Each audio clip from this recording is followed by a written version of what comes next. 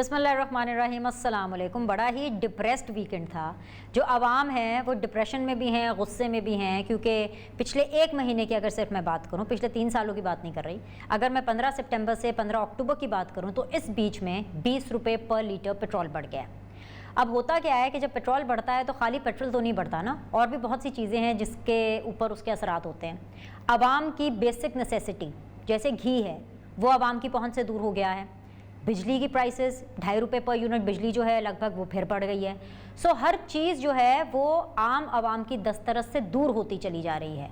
और आपका जो डिप्रेशन है आवाम का, वो गुस्से में तब तब्दील होता है जब हमारे महान वज़ीर आज़म मोहतरम प्राइम मिनिस्टर इमरान खान साहब नोटिस ले लेते हैं। नोटिस किस चीज़ पर लेते हैं कि भाई ये महंगाई क्यों हो रही है, महंगाई क्यों बढ़ रही है।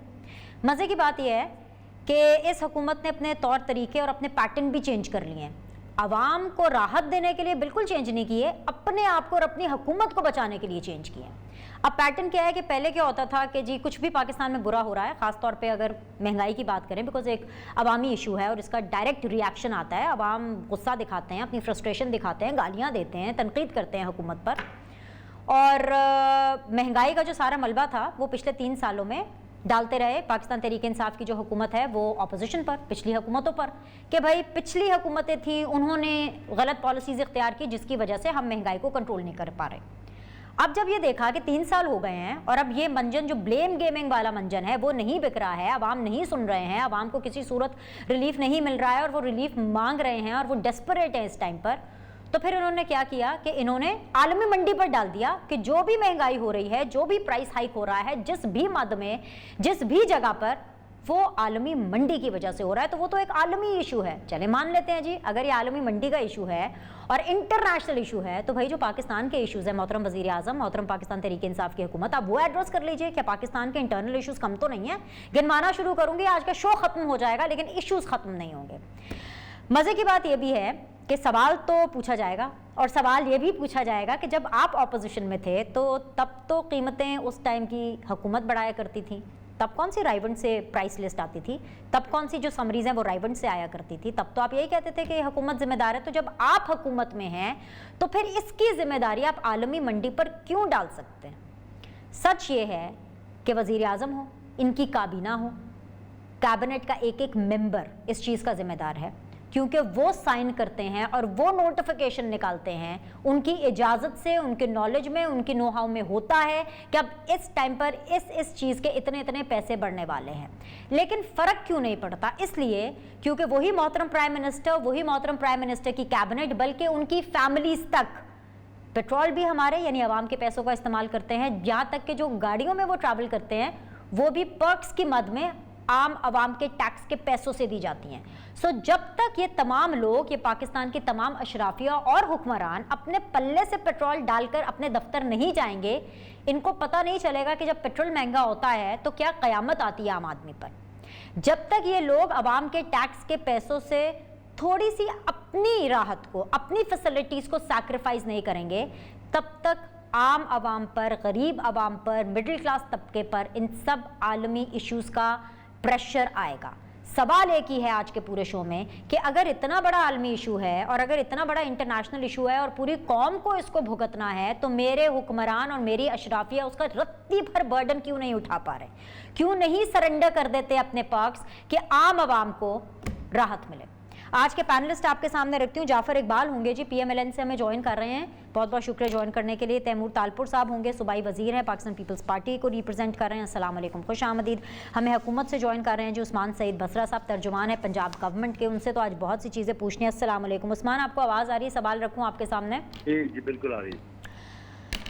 उस्मान, पहले तो तनकीद आप पिछली हुकूमतों पर करते थे, अब आलमी मंडी जो है वो कसूरवार निकली, तो क्या करें फिर? आलमी मंडी को अब पूरी आवाम कोसे, हुकूमत कुछ नहीं करेगी। इमरान खान जो बिल्कुल रियासत माँ जैसी होती है, और इमरान खान क्योंकि वज़ीर आज़म है, वो कौम के बाप हैं, वो अपनी आवाम को, अपनी कौम को बिल्कुल सपोर्ट नहीं करेंगे इस मसले पर। बिस्मिल्लाहिर्रहमानिर्रहीम। बिनिश साहब का बहुत शुक्रिया। आपके इस सवाल के जवाब से पहले ज़रा जो आपने अपने मोन्टाज के अंदर एक खातून की जो बड़ा किसी मौला जट के स्टाइल में चिल्ला रही थी और उम्मीद है कि उनका शायद गला ही फट के बाहर आ जाता, ज़रा मैं समझता हूँ कि उसको मैं रिप्लाई कर दूँ ताकि उसके बाद देखिए उतना चीख के जो काफ़ी रदीफ मिला रही थी ना जी, तो ये पहले ये बताएं ना कि इनकी अपनी क्रेडिबिलिटी है क्या। इनको जवाब ये है कि तुमने पाकिस्तान की सबसे बड़ी अदालत के अंदर जाली कैलवरी फॉन्ट वाला जमा करवाए हैं ट्रस्ट डीड। अगर तुमको इतना बुरा बड़ा बड़ा चिल्लाना नहीं चाहिए। आप वो खातून है जो कहा करती थी मेरी लंदन तो क्या पाकिस्तान में प्रॉपर्टी नहीं है, आप खुद ही कहती है मेरी 1 अरब की है। अब आपको शर्माना भी नहीं उसके ऊपर चाहिए। और ये वो खातून है जिनके ऊपर कैलवरी फॉन्ट से लेके जाली ट्रस्ट डीड से लेके इसके अलावा कतई इनकी क्रेडिबिलिटी कोई नहीं है।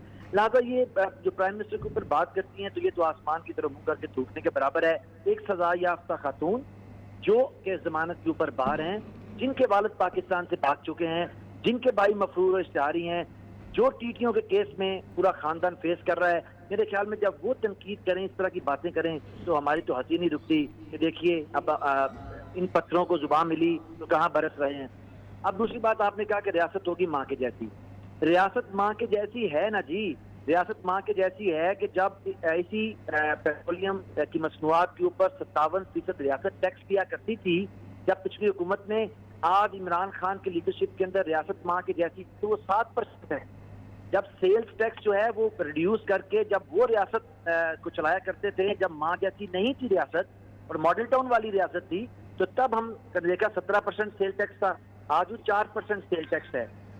ने माँ की तरह होने का सबूत दिया है, लेकिन ये इससे भी कोई इनकार नहीं कर सकता। अल्हम्दुलिल्लाह लोग बाशऊर हैं, उनको मालूम है कि 80 रुपए पर बैरल से $80 पर। वैसे बसरा साहब कैसे माँ बाप हैं? मेरा तो पॉइंट ये है बसरा साहब कि किस तरह के माँ बाप हैं कि एहसास ही नहीं है कि जो सरबराह है घर का, जो बाप है, उसको तो मोहल्ले वाले पेट्रोल डलवा के दें और बाप अपने बच्चों से कह रहे कि जाओ जाके खुद कमाओ और खुद अपने पल्ले से पेट्रोल डलवाओ। कैसे माँ बाप है नहीं, ये?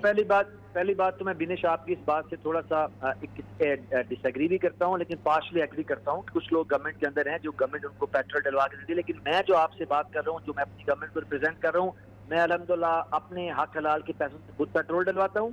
प्राइम मिनिस्टर अपनी जात का तमाम खर्चा खुद उठा रहे हैं। प्राइम मिनिस्टर हाउस के ऊपर उठने वाले पुरतयश अखराजात को कम किया जा चुका है। प्राइम मिनिस्टर अपनी सरकारी रहायश की बजाय अपने बनी गाला की रहायश पर रहते हैं।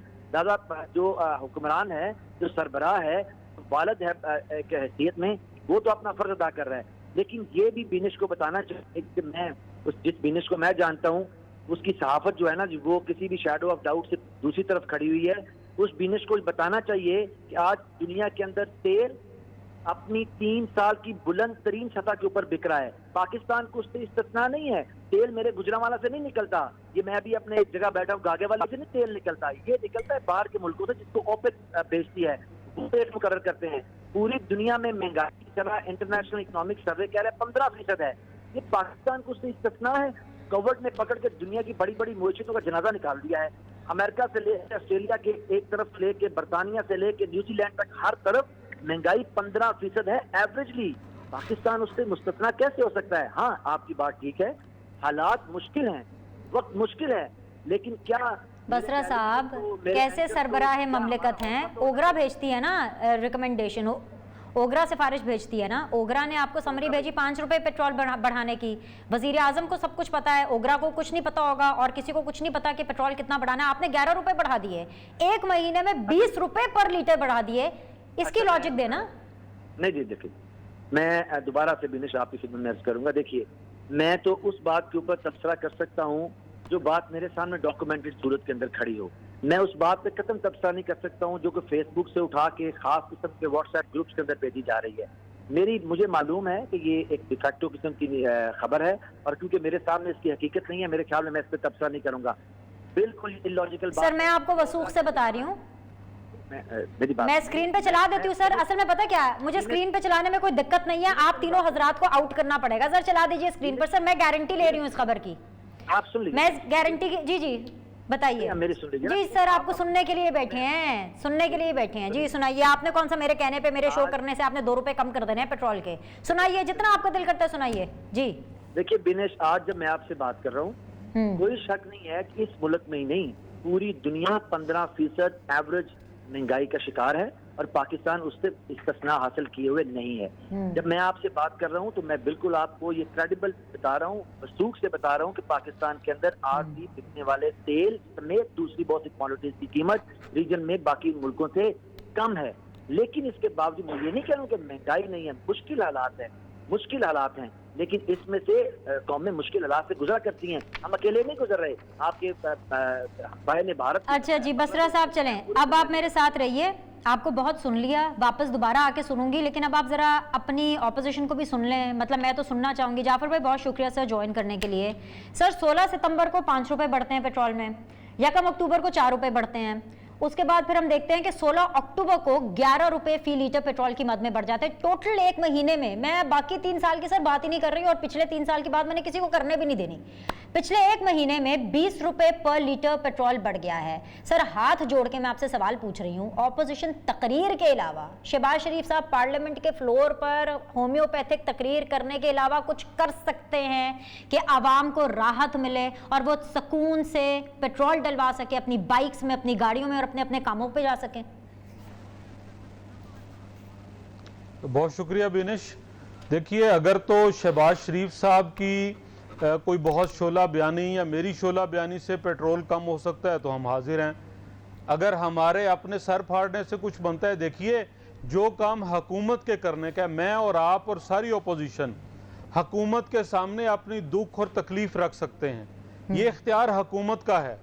और अगर हुकूमत अपना ये इख्तियार इस्तेमाल करने में नाअहल और नाकाम है तो हम उनके सामने एहतजाज कर सकते हैं, हम उनसे इस्तदा कर सकते हैं, हम उनके सामने जो है वो अपनी गुजारिशात पेश कर सकते हैं और हम कुछ चीज़ें उन्हें याद दिला सकते हैं। याद एक तो वो तकारीर हैं जो ये ख़ुद फरमाया करते थे इनकी कायदीन, और आज शायद बसरा साहब जिन बैनुल-अक़वामी हालात का के तनाजुर में हमें समझाना चाह रहे हैं, तब वो उन्हें याद नहीं थे। तब बड़ी सादा सी बात समझाई थी कि हुक्मरान चोर हों तो पेट्रोल महंगा होता है, हुक्मरान चोर हों तो महंगाई होती है। और अब पिछले 3 साल से ये प्रैक्टिकली करके दिखा रहे हैं। आप इनके शबरज़ैदी की बात करें, आप इनके मौजूदा वज़ीर ख़जाना की बात करें, अब ये पेट्रोल सस्ता क्यों नहीं रख पा रहे? एक ही तरीका था सब्सिडी देते, वो सब्सिडी क्यों नहीं दे पा रहे? शौकत तरीन साहब फरमाते हैं IMF में जाने से पहले, मैं बहुत ही अकीदत से और हाथ बांध के ये कलमात उनके दोहरा रहा हूँ, हम टैक्स इकट्ठा नहीं कर पा रहे। और इनके स्टेट बैंक के गवर्नर कहते हैं कि क्योंकि ये हमें पिछले 3 साल से सुना रहे हैं एक चीज़ जो है वो करंट अकाउंट डेफिसिट कम हो गया। गवर्नर स्टेट बैंक कहता है कि डॉलर इसलिए महंगा हो रहा है कि करंट अकाउंट डेफिसिट बढ़ रहा है। अब इनिश ये जो नाअहल और निकम्मे हुक्मरान हैं, हमें इनके सामने एहतजाज करना है, दुहाई देनी है, और मुझे और आपको जो जमहूरी हक है एहतजाज का और इंतखाबात में वोट का, हम वो इस्तेमाल करके इंशाअल्लाह इन्हें ऐसा चलता करेंगे कि दोबारा ये कभी किसी इंतखाबी मार्के में या इंतखाबी स्टेज पे आके अपना कोई मंशूर और अपनी कारकर्दगी दिखाने के काबिल ना हो। एक चीज़ का मैं इजाफा करूंगा अगर आप इजाज़त दें। अभी बसरा साहब फरमा रहे थे कि जी आपने इर्द गिर्द देखें, बैनुल-अक़वामी सतह पे कीमतें बढ़ी। भाई अगर बैनुल-अक़वामी सतह की तेल की कीमतें आप देखते हैं तो वहाँ जो मजदूर है उसकी मजदूरी भी देखें। बरतानिया के अंदर एक मजदूर 1 घंटा काम करे तो वो तकरीबन 10 लीटर पेट्रोल कमा लेता है। फ्रांस के अंदर वो मजदूर करे तो वो 12-14 लीटर कमा लेता है। ऑस्ट्रेलिया के अंदर करे तो वो 17 लीटर कमा लेता है। और अगर मेरे पाकिस्तान के अंदर एक मजदूर 1 घंटा काम करे तो वो पौने लीटर से नीचे भी निस्फ लीटर तक रहता है। तो ज़रा बसरा साहब उनके ऊपर भी कुछ अपनी नज़र डालिए और हमारी चलें पेट्रोल की कीमतें बढ़ाना आपके दस्तरस में आपकी मजबूरी थी, तो क्या आप तनख्वाहें नहीं बढ़ा सकते? क्या आप सरकारी मुलाजमीन को सहूलत नहीं दे सकते? क्या आप कारखानादारों को पाबंद नहीं कर सकते कि वो नहीं जी, ये हुकूमत ना अपने लिए कुछ कर सकती है ना आवाम के लिए कुछ कर सकती है, बिल्कुल वैसे जैसे ये ऑपोजिशन अपने लिए कुछ कर सकती है और ना अपने दिए गए वोटर्स के लिए कुछ कर सकती है। एक छोटा सा वक्फा लेंगे, वक्फे के बाद वापस आएंगे, पाकिस्तान पीपल्स पार्टी को भी शामिल करेंगे, हमारे साथ रहिए।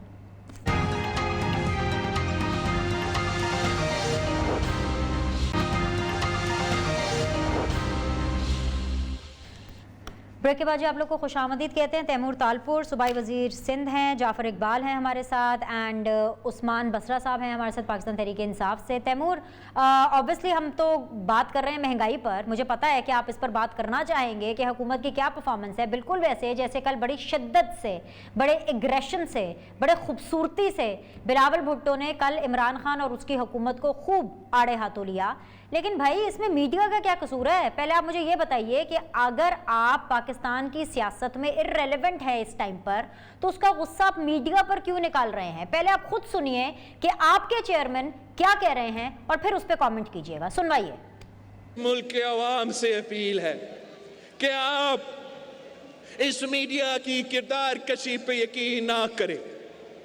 आप पाकिस्तान पीपल्स पार्टी के खिलाफ भौंकने वाले के बातें पे ना चले।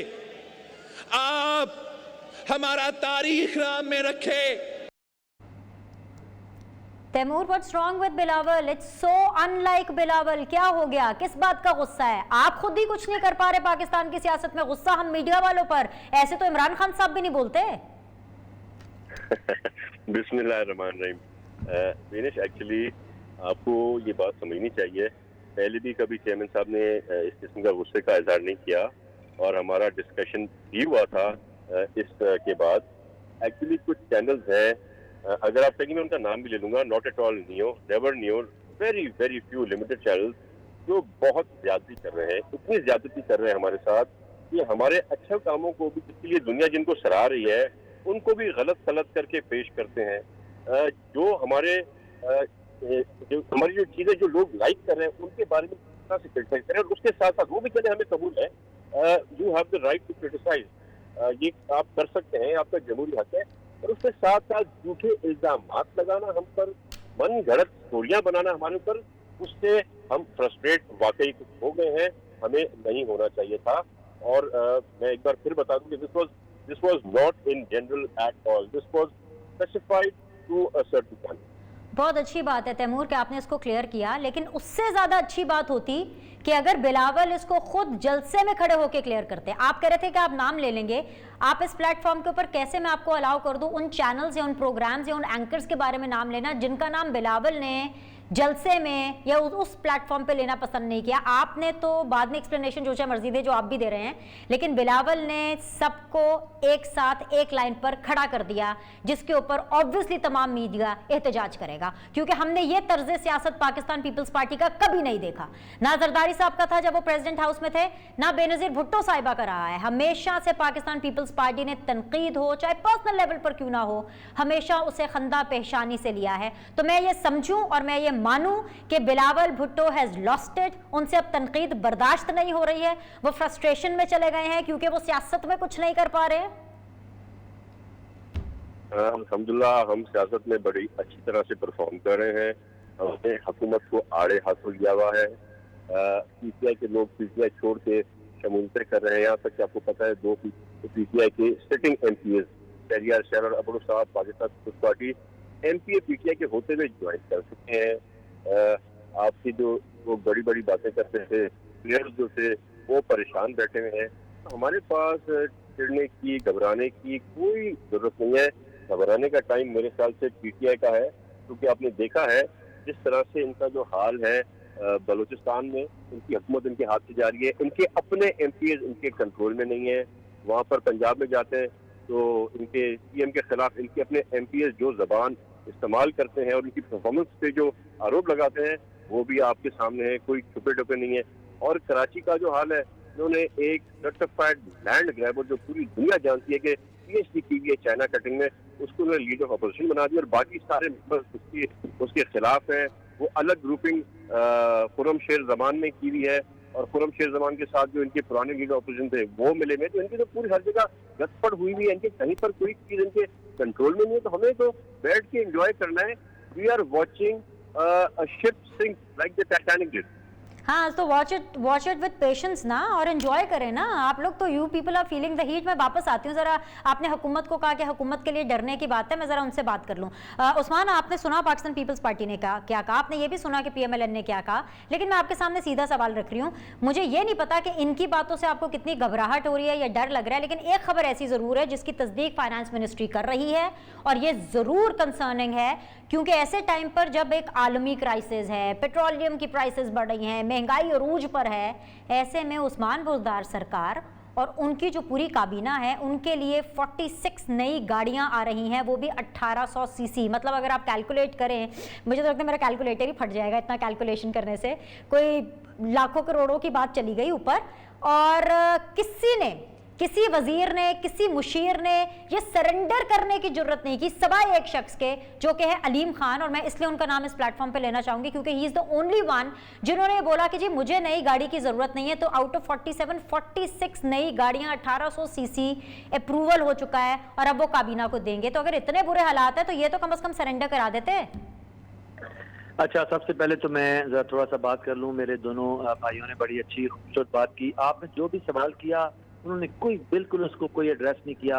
उन्होंने वही मेरा बेहतरीन दोस्त, पता है ना, मैंने आपके पिछले शो के अंदर मेरा बेहतरीन दोस्त की इंटरप्रिटेशन दी थी, उन्होंने मेरा बेहतरीन दोस्त पढ़ दिया है। उन्होंने कहा बस सुबह शाम दोपहर इमरान खान की लिख दी है, जो मर्जी करो 3 दफा इमरान खान का जिक्र करे और बस आगे गुजर जाए। अभी मेरे भाई कह रहे थे चौधरी साहब कि उनको बड़ा दर्द है कि वाकई जी महंगाई तो है, चले एक तो उन्होंने इंटरनेशनल एक ट्रेंड है तो पाकिस्तान में कह रहे तनख्वाहें बढ़ा दें। हमारा भी दिल करता है, वज़ीर आज़म के दिल के करीब है आम आदमी, खेत मजदूर, आम आदमी जिसके घर का चूल्हा मुश्किल से जल रहा है, उसके दिल के करीब है। लेकिन एक बात हमें भी, जब हम देखते हैं तनख्वाह बढ़ाने के लिए हम चाहते हैं तो हमें कैपेसिटी पेमेंट के नाम पे दिए गए 900 अरब रुपया जो जिसका कमीशन खा के ये लोग मुल्क से भाग चुके हैं, इनके सरबराहान जो हैं, हमें 900 अरब रुपए की पेमेंट में देना पड़ रहे हैं। इस गरीब मुल्क का जब अगले साल हमने 1400 अरब रुपया कैपेसिटी पेमेंट के नाम के बिजली घरों को देने हैं, हम किस तरह तनख्वाहें बढ़ाएं? ये जवाब देना मुझे कि जो बिजली हम खरीद नहीं रहे, स्टेट गारंटी, गाड़ियां कैसे ले रहे हैं पंजाब हुकूमत, इसका जवाब दें। मैं आपकी बात पे भी आऊंगा, लेकिन पहले इनको तो रिस्पॉन्ड कर लो ना। मैं भाग नहीं रहा हूँ, इंशाल्लाह ताला यहीं बैठा हुआ हूँ। और इसलिए जब भी हम अगले दौड़ रहे हैं, आपके मुल्क ने विनश, हमारे ने, इस हुकूमत ने 12 अरब अमेरिकी डॉलर कर्जों की किस्तों में अदा करने हैं। वो कर्जों की किस्तें जो 1947 से लेके 2008 तक इस मुल्क ने 6000 अरब रुपया कर्जा लिया, जिसमें डैम बने, जिसमें मोटरवे बनी, जिसके अंदर मुल्क का इंफ्रास्ट्रक्चर बना। और फिर सलीमुल्लाह और कलीमुल्लाह का मकरूह खेल इस मुल्क में शुरू हुआ। 2008 से लेके 18 तक इस मुल्क पे 31,000 अरब का कर्जा चढ़ाया गया। उस कर्जे की नाकर्दा की सजाएं हमें मिल रही हैं। इस कौम को उसका रीपेमेंट करनी पड़ रही है। अगले साल हमने 12 अरब अमेरिकी डॉलर की रीपेमेंट करनी है। और जब हम इनसे उस्मान, ये पैटर्न चेंज कर दिया आपकी हुकूमत ने। ये देखें ना, अब आप बहुत पीछे चले गए, वक्त जाया कर रहे हैं। ये पैटर्न चेंज कर दिया, हुकूमत तो आलमी मंडी पर डाल रही है, तो अब आप ये जस्टिफिकेशन क्यों दे रहे हैं? नई गाड़ियां बताएं, एयरक्राफ्ट का बताएं जो उस्मान बुज़दार साहब खरीद रहे हैं। मेरा पॉइंट आपकी सिर्फ ये है कि जब ये चौधरी साहब फरमा रहे हैं ना कि जी जाफर इकबाल साहब की तनख्वाहें बढ़ाएं, हम कहते हैं लोगों की तनख्वाहें 3 गुना बढ़े, लेकिन कैपेसिटी पेमेंट के जिस भंवर में फंसा के चले गए, हम कैसे तनख्वाहें बढ़ाएं? ये बड़े जरखेज दिमाग के लोग हैं, चीटियां लगाने में बड़े मार हैं, मनी लॉन्ड्रिंग इनसे बेहतर कर क्यों नहीं सकता? हमें बताएं ना, कोई हमें जुगाड़ बताएं जिसका इन्होंने डॉलर के ऊपर झोंके 40 अरब पाकिस्तान के गरीब को। वो जुगाड़ अपनी टाइम पर आपको बता देंगे। अभी पहले ये बताएं, 46 गाड़ियों का क्या करना है? 18 करोड़ रुपए इसके हैं और ये 8 अरब रुपए का एक एयरक्राफ्ट है जो उस्मान बुज़दार साहब ले रहे हैं, इसका कुछ करेंगे कि नहीं? ये तो आपके कंट्रोल में है कि ये भी आपने जाफर इकबाल साहब पे डालने हैं, राइवेंट पे डालना है? और बिनेश वन लाइनर की मैं कंडेम करना चाहता हूँ। कल बिलावल साहब ने जो गुफ्तगू पाकिस्तान के मीडिया और मीडिया पर्सन से मुतल्लिक की है, ये बड़ी अफसोसनाक महान है उस्मान बुज़दार, सॉरी उस्मान बसरा साहब, आप महान है। आपने भी एक सबक पढ़ा हुआ है, मेरा बेहतरीन दोस्त साहब, वो आपने उसी पे बात करनी है। सवाल मैंने आपसे महंगाई का पूछा, आपने मरियम नवाज की तकरीर के ऊपर कमेंट किया, मैंने करने दिया, मैंने कहा कर ले अपना कथारसिस। मैं आपसे सवाल 46 गाड़ियों पर पूछ रही हूँ, आपसे हेलीकॉप्टर पर पूछ रही हूँ, लेकिन आप जवाब जो है वो जाफर इकबाल साहब को देना चाहते हैं। प्रोग्राम के अंदर मुझे ब्रेक लेना है, एक ब्रेक लेते हैं, ब्रेक के बाद वापस आएंगे तो PMLN से बात करेंगे। Will be back.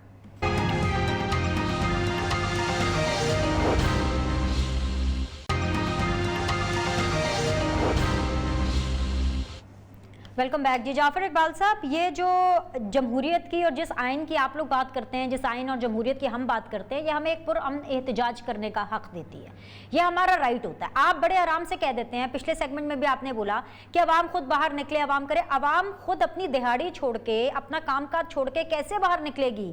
लीडर्स को उनको बाहर निकालना पड़ता है। आप लोग निकलेंगे तो अवाम निकलेगी ना इस पूरी महंगाई के खिलाफ। बिनिश, मैंने अपने पहली गुफ्तगू में कहीं नहीं कहा कि अवाम बाहर निकले। फैसलाबाद के अंदर जो आपने इज्तिमा और जलसा देखा, वो अपोजिशन का था, वो मुस्लिम लीग नून का था, वो PDM का था, और उसमें बिल्कुल बबांगे दोहल ये कहा गया और आज भी हम वो दोहराते हैं कि इस हकूमत ने इस मुल्क के अंदर जो 3 सालों में अपनी नाअहलियत की बुनियाद पे, अपनी चोरियों की बुनियाद पे जहां पहुंचा दिया है, वहां अवाम बेबस हो गए हैं। और हम तो पिछले इस बात पे एक नहीं बारहा कर चुके हैं और आइंदा भी करेंगे। और ये बिल्कुल यकीनन अवाम लीडरों के पीछे निकलती है। अवाम ने हमारे साथ ज़िमनी इंतखाबात में भी दिया साथ और हमारी इस बात को सच साबित किया कि हुकूमत वक्त जो है वो अपने मंशूर के ऊपर अमल नहीं कर पा रही। फैसलाबाद के अंदर भी यही हुआ और आइंदा भी आप बिल्कुल ये देखेंगे कि हम लीड करेंगे। हमें कोई शक और वहम नहीं है, हम ही ने लीड करना है और हम ही ने इस हुकूमत की जो बदतरीन मुआशी पॉलिसियाँ हैं उन पर से हमने पर्दा उठाना है। हमने जो इनके याराने हैं IMF के साथ वो सामने लाने हैं।